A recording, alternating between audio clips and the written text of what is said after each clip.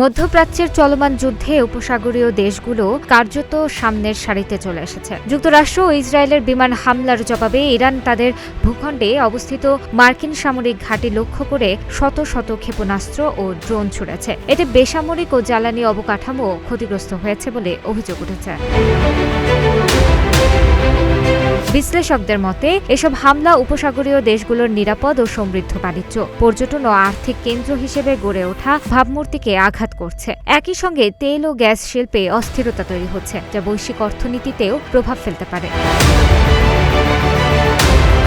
কাতারের পররাষ্ট্র মন্ত্রণালয়ের মুখপাত্র মাজেদ আল আনসারি এক ব্রিফিংয়ে বলেন, সব রেড লাইন ইতোমধ্যেই অতিক্রম করা হয়েছে। সার্বভৌমত্বের উপর ধারাবাহিক হামলা, অবকাঠামো ও আবাসিক এলাকায় আঘাতের ঘটনা স্পষ্ট। নেতৃত্বের সামনে সব বিকল্প খোলা রয়েছে এবং এমন হামলার জবাব দেওয়া হবে।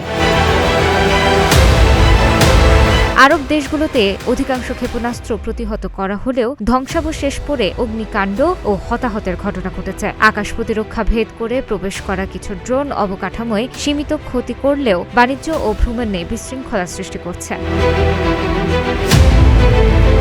প্রতিবেদন অনুযায়ী সংযুক্ত আরব আমিরাতের দিকেও বিপুল সংখ্যক ক্ষেপণাস্ত্র ও ড্রোন নিক্ষেপ করেছে ইরান। অঞ্চলটির তেল ও গ্যাস শিল্পকে লক্ষ্যবস্তু করা হলে বৈশ্বিক জ্বালানি বাজারে বড় ধাক্কা লাগতে পারে।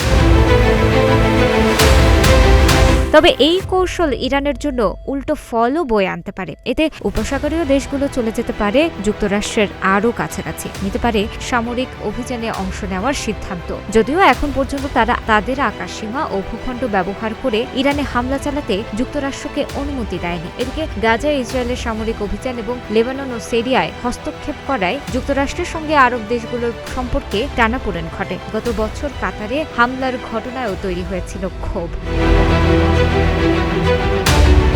তবে ইরানি হামলার পর উপসাগরীয় দেশগুলোর মধ্যে ঐক্য জোরদার হয়েছে বলে মনে করা হচ্ছে। উপসাগরীয় সহযোগিতা পরিষদের 6 সদস্য সৌদি আরব, কুয়েত, কাতার, বাহরাইন, সংযুক্ত আরব আমিরাত ও ওমান জরুরি বৈঠকে অংশ নেয়। তারা একাত্মতা প্রকাশ করে বলেছে, নিরাপত্তা ও স্থিতিশীলতা রক্ষায় নেওয়া হবে সব প্রয়োজনীয় ব্যবস্থা। সংযুক্ত আরব আমিরাতের প্রেসিডেন্ট কূটনৈতিক উপদেষ্টা আনোয়ার গার্গাস ইরানকে সংযমের আহ্বান জানিয়ে বলেছেন, আপনাদের যুদ্ধ প্রতিবেশীদের সঙ্গে নয়। বিচ্ছিন্নতা উত্তেজনার পরিসর আরও বিস্তৃত হওয়ার আগে দায়িত্বশীল আচরণে ফিরে আসুন।